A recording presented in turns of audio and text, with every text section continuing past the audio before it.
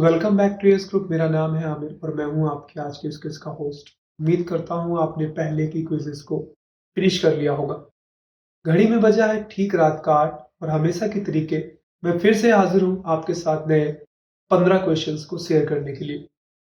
चलिए बढ़ते हैं और देखते हैं आज की इस क्विज सीरीज का सबसे पहला क्वेश्चन क्या है। सबसे पहला क्वेश्चन आपकी स्क्रीन पे ये रहा, Which of the following is not a valid operator type of LibreOffice? अगर हम LibreOffice यूज करें या फिर हम MS Office यूज करें, दोनों में ही LibreOffice में आपको कैल्क मिलता है और MS Office में आपको एक्सेल मिलता है। आपसे पूछा जा रहा है दोनों में ही ऐसा कौन सा है जो ऑपरेटर का हिस्सा नहीं होता, यानी इस टाइप का ऑपरेटर नहीं होता। Option A referential, option B text, option C comparative and option D arithmetic. तो आपके हिसाब से इनमें से ऑपरेटर का हिस्सा कौन सा नहीं है? अपना जवाब अब आप सेंड कर सकते हैं।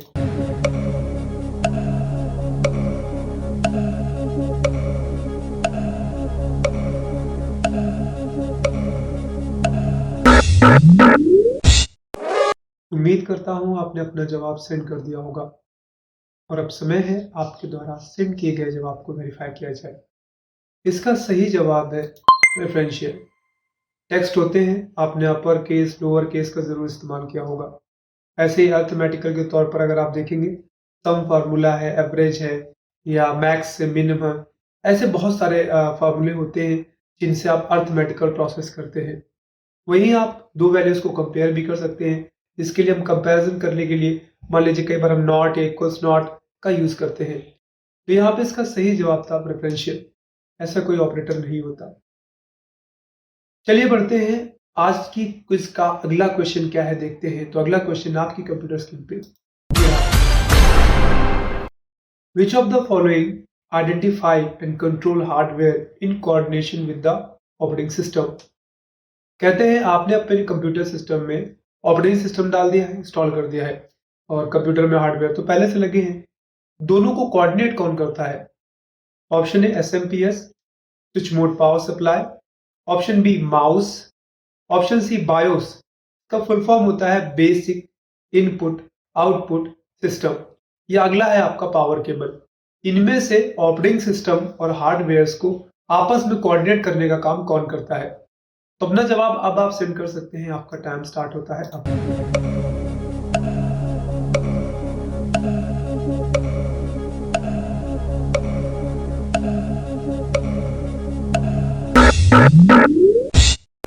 उम्मीद करता हूं आपने अपना जवाब अब तक सेंड कर दिया होगा।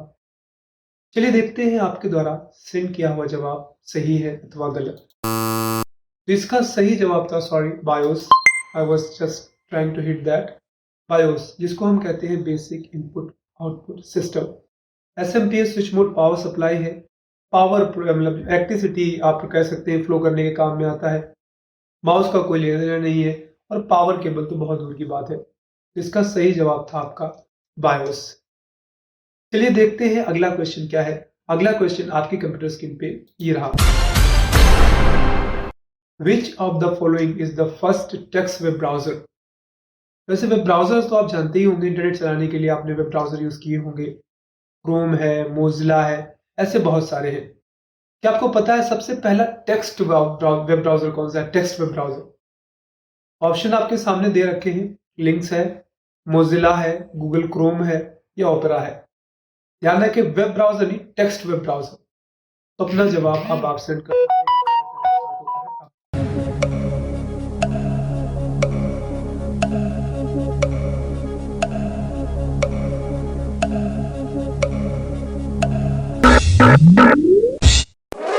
उम्मीद करता हूं आपने अपना जवाब सेंड कर दिया होगा। चलिए देखते हैं आपके द्वारा सेंड किए गए जवाब में से सही जवाब किसका किसका है। तो मैच कर लीजिए। इसका सही जवाब था लिंक्स। इसे 1992 में लॉन्च किया गया था। इसका बेसिक यूज था बस टेक्स्ट को प्रमोट करने का। नॉर्मली आप ये कह सकते हैं टेक्स्ट में डील करता है। वैसे जो भी वेब ब्राउजर आप यूज करते हैं वो आपको इमेजेस में भी चीजें सर्च करके देता है, लेकिन ये बेसिकली टेक्स्ट के लिए बनाया गया था। चलिए देखते हैं आज की क्विज का अगला क्वेश्चन क्या है। अगला क्वेश्चन आपकी कंप्यूटर स्क्रीन पे ये रहा, What is the extension of presentation in Libre office impress. अगर आप MS ऑफिस के स्थान पर लिब्रे ऑफिस यूज करते हैं तो लिब्रे ऑफिस में पावर पॉइंट की जगह पे प्रेजेंटेशन होता है जिसको हम इम्प्रेस कहते हैं, उसकी बनाई हुई फाइल का एक्सटेंशन क्या होगा? Option A .odt, option B .odp, option C .ods and option D .ppt। आपके हिसाब से इसका सही जवाब क्या है? अपना जवाब अब आप सेंड कर सकते हैं।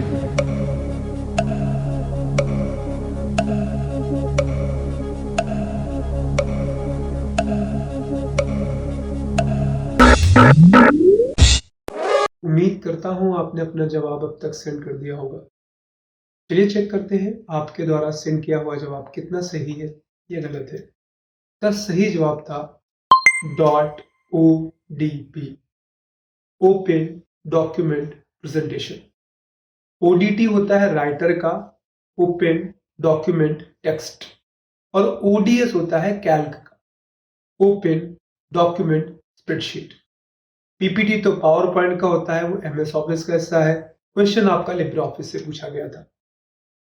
चलिए बढ़ते हैं अगले क्वेश्चन की ओर, देखते हैं अगला क्वेश्चन क्या है। When did the first use of internet start in the banks? बैंकों में इंटरनेट कब से स्टार्ट किया गया था यूज करना? Option A 1995, option B 1998, option C 2000 and option D 1996। अपना जवाब अब आप सेंड कर सकते हैं। वैसे GS का क्वेश्चन है, अपना जवाब सेंड करना स्टार्ट करिए।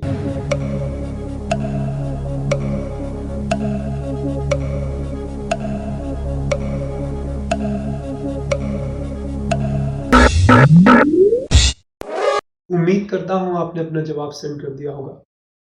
चलिए चेक करते हैं इसका सही जवाब क्या है। तो इसका सही जवाब है 1996। 1996 से बैंकों ने भी इंटरनेट का यूज करना स्टार्ट कर दिया था आपके ट्रांजैक्शंस को सेव करने के लिए। चलिए बढ़ते हैं आज की इस क्विज के अगले क्वेश्चन की ओर, देखते हैं अगला क्वेश्चन क्या है। अगला क्वेश्चन आपकी कंप्यूटर स्क्रीन पे ये रहा। When was the first web browser created? अभी थोड़ी देर पहले मैंने आपसे सवाल पूछा था, सबसे पहला टेक्स्ट वेब ब्राउजर कौन सा है, और अब सवाल है सबसे पहला वेब ब्राउजर क्रिएट कब किया गया? Option A 1991, option B 1992, option C 1990 and option D 1993। Web browser basically वही होते हैं जिनकी हम हेल्प लेते हैं इंटरनेट को एक्सेस करने के लिए। चलिए अपना जवाब सेंड करना स्टार्ट करिए, आपका टाइम स्टार्ट होता है अब।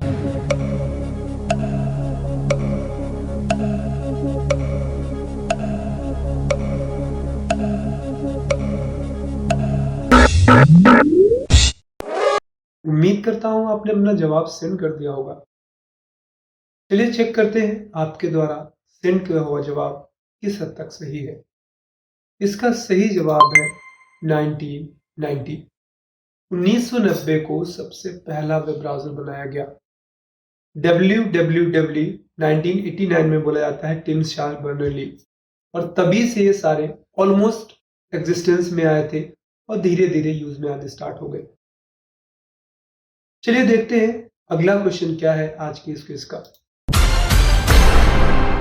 Which LibreOffice Impress view works best for the adding slide transaction? अगर आप LibreOffice यूज करते हैं और उसमें आप इम्प्रेस में काम कर रहे हैं और आपको क्या करना है, आपको एक नई स्लाइड में यानी एक स्लाइड में ट्रांजैक्शन ऐड करना है, तो आप उस ट्रांजैक्शन को बेस्ट वे में व्यू कहां करेंगे? आप उसको देखेंगे ये जो ट्रांजैक्शन आप लगा रहे हैं ये सही है या गलत, ये वाकई में मैच करेगा भी नहीं। ऑप्शन ए है स्लाइड शो में जाके व्यू करेंगे, ऑप्शन बी है शायद शॉर्ट टर्म में जाके व्यू करेंगे, ऑप्शन सी है स्लाइड शो में एंड ऑप्शन डी है नोट्स व्यू में। आपके हिसाब से कहां से आप जब एनिमेशन लगाते हैं तो कहां से आप उसको व्यू करेंगे बेस्ट वे में? तो आपका टाइम स्टार्ट होता है अब।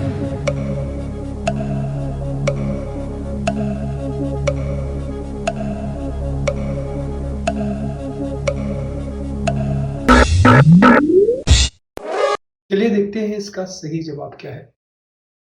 इसका सही जवाब है slide shorter view. Slide shorter view क्या है? जब आप लगा रहे होते हैं तभी आपको बगल में प्रीव्यू दिख जाता है, आप देख सकते हैं। चलिए देखते हैं आज की इस क्विज का अगला क्वेश्चन क्या है। तो अगला क्वेश्चन आपकी कंप्यूटर स्क्रीन पे ये रहा। What is the control unit function in the CPU? CPU का एक हिस्सा है कंट्रोल यूनिट, इसका काम क्या है? सीपीयू के अंदर ये करता क्या है? Option A, decode programs instructions, जो भी प्रोग्राम होता है उसमें लिखे हुए निर्देशों को डिकोड करता है। टू परफॉर्म लॉजिकल ऑपरेशंस, ये लॉजिकल ऑपरेशन परफॉर्म करने के लिए सीयू यूज करता है। To transfer data to primary storage, जो भी डेटा वर्क में आता है उसको प्राइमरी मेमोरी में सेव करने का काम करता है। To store program instructions, program में जो भी निर्देश होते हैं उनको सेव करने का काम सीयू करता है। अपना जवाब अब आप सेंड कर सकते हैं, आपका टाइम स्टार्ट होता है अब।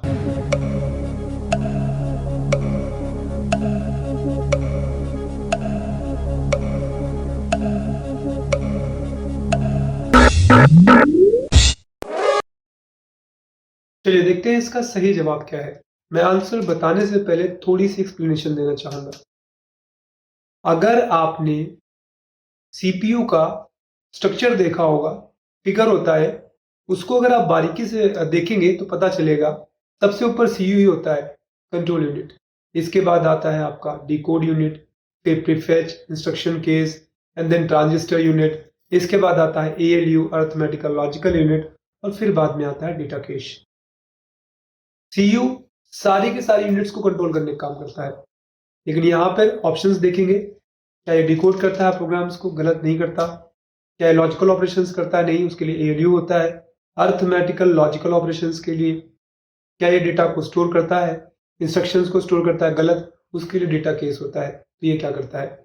ये जो भी प्रोसेस हो रहा होता है उसको प्राइमरी मेमोरी में सेव करता है, ताकि आपको दिखे भी कि एक्चुअल में हो क्या रहा है, रिजल्ट आ क्या रहा है। उम्मीद करता हूं आपका जवाब सही होगा।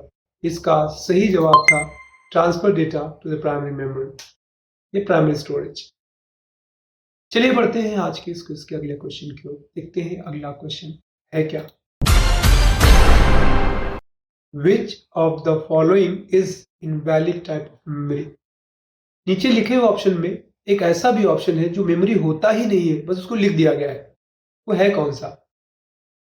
Option A RAM, option B ROM, option C P RAM and option D EP ROM. अपना जवाब अब आप सेंड कर सकते हैं, आपका टाइम स्टार्ट होता है अब।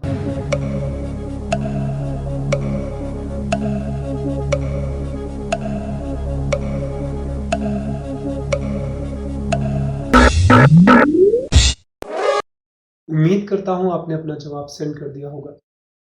चलिए चेक कर लीजिए आपके द्वारा सेंड किया हुआ जवाब किस हद तक सही है। सही जवाब है पी रैम। ऐसा कोई रैम नहीं होता। पहला है रैंडम एक्सेस मेमोरी, दूसरा है रीड ओनली मेमोरी, तीसरा है आपका erasable programmable read only memory, चौथा वाला सॉरी, तीसरा तो मुझे खुद भी नहीं पता है क्या है। चलिए बढ़ते हैं अगले क्वेश्चन की ओर। देखते हैं आज के इस क्विज का अगला क्वेश्चन है क्या। Which of the following does not store data permanently? दिए हुए ऑप्शंस में से कौन सा ऑप्शन है जो डेटा को परमानेंटली स्टोर नहीं करता है? Option A RAM, random access memory, option B ROM, read, option C floppy disk and option D hard disk. इनमें से सही जवाब क्या है? अपना जवाब अब आप सेंड कर सकते हैं, आपका टाइम स्टार्ट होता है अब।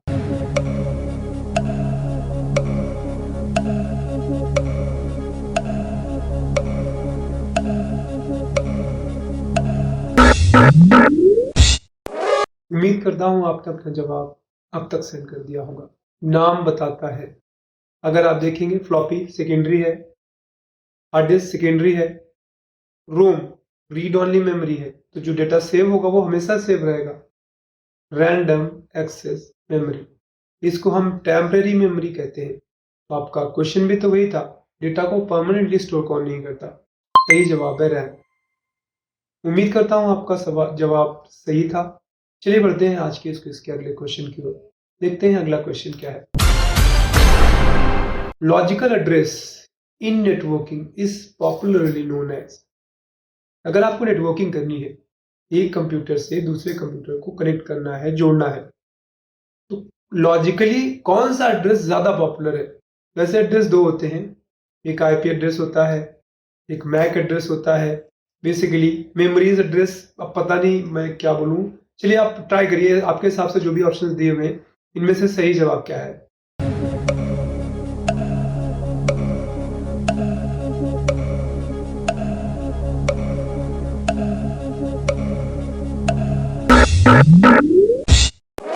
उम्मीद करता हूं आपने अपना जवाब अब तक सेंड कर दिया होगा।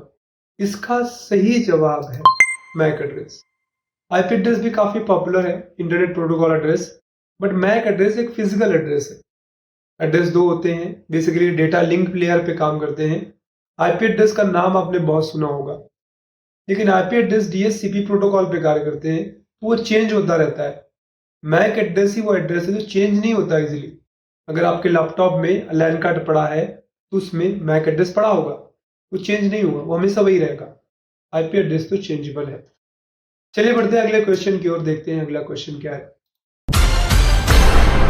For help in Libre Office writer press. Libre office अगर आप यूज करते हैं राइटर और आपको हेल्प ऑप्शन ओपन करना है, ऐड करना है, तो क्या करेंगे आप। डेल बटन दबाएंगे, F1 बटन दबाएंगे, स्केप बटन दबाएंगे, या फिर आप F12 बटन दबाएंगे। हेल्प कैसे ओपन होगा, अपना जवाब अब आप सेंड कर सकते हैं। आपका टाइम स्टार्ट होता है अब।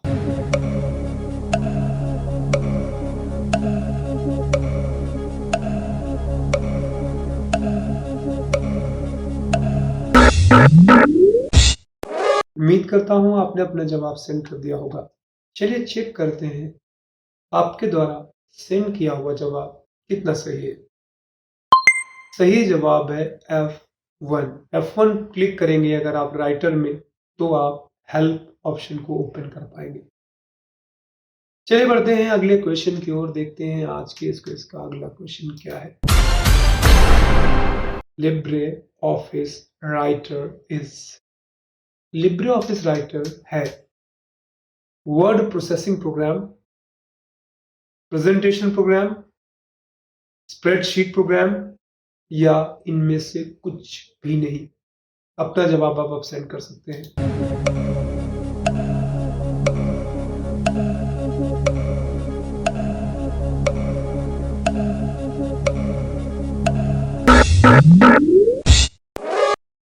आंसर एक्सप्लेन करने से पहले, वेरीफाई करने से पहले मैं आपको कुछ चीजें बता दूं।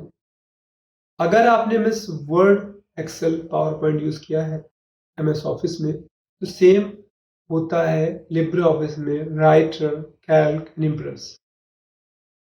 वर्ड जो काम करता है वही राइटर काम करता है, और जो एक्सेल काम करता है वही कैल्क काम करता है, और जो पावर पॉइंट काम करता है वही इम्प्रेस काम करता है। सवाल था राइटर को लेकर।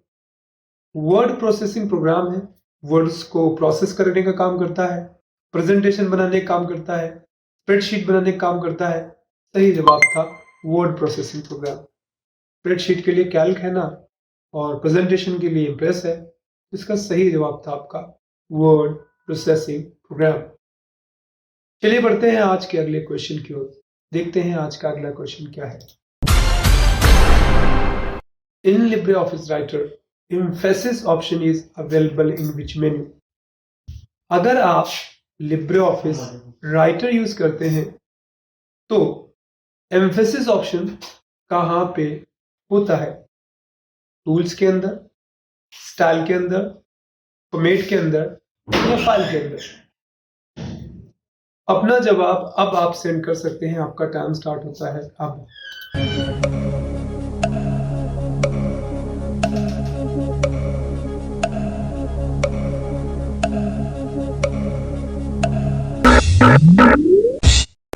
उम्मीद करता हूं आपने अपना जवाब सेंड कर दिया होगा। चलिए चेक करते हैं इसका सही जवाब क्या है। टूल्स। लिब्रे ऑफिस में एम्फेसिस ऑप्शन टूल्स के अंदर होता है। चलिए बढ़ते हैं आज के अगले क्वेश्चन की ओर। देखते हैं आज का अगला क्वेश्चन क्या है। Circle motion is pre defined. Circle motion पहले से डिफाइंड है। कहां? डिजाइन टेम्पलेट में, इंसर्ट स्कीम में, एनिमेशन स्कीम में या कलर स्कीम पे? कहां पे है एक्चुअल में? तो अपना जवाब पहले आप सेंड करिए, फिर मैं आपको एक्सप्लेन करता हूं कि एक्चुअल में कहां होता है।